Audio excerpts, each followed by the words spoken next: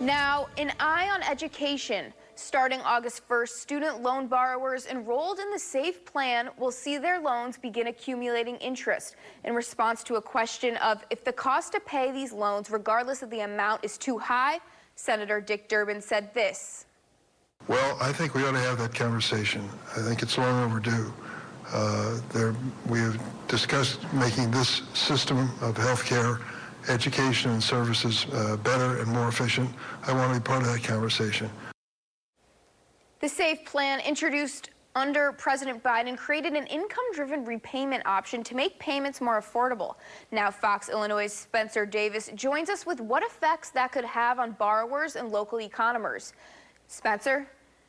The decision to resume interest accrual was made by the U.S. Department of Education after a recent federal court opinion in Missouri versus Biden regarding the SAFE plan. However, Persis U of the Student Borrower Protection Center says this is, quote, an overbroad reading.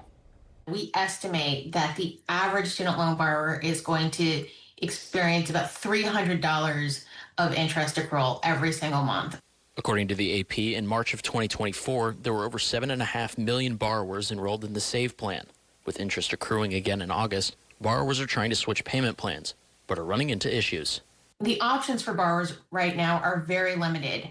Many borrowers could be in income-driven payment plans, but the Department of Education has a 1.5 million application backlog of borrowers trying to get into these other plans. So borrowers are really stuck between a rock and a hard place. Now, some will be faced with financial uncertainty. This is obviously going to have huge ripple effects into the broader communities because that is money that they can't be spending on back-to-school supplies, for example. And at a time when tariffs are high, the price of everyday goods is going up, this is money that most families just don't have at their disposal. University of Illinois Department of Economics head Dr. George Deltis calls it discretionary spending. What you're going to see a biggest effect is for discretionary spending, spending that, people are going to do if they have some extra money.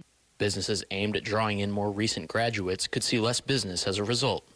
If you're a business where your clientele is 30-something with a college degree and what you're selling is a discretionary service, or product, you're going to get the biggest adverse shock.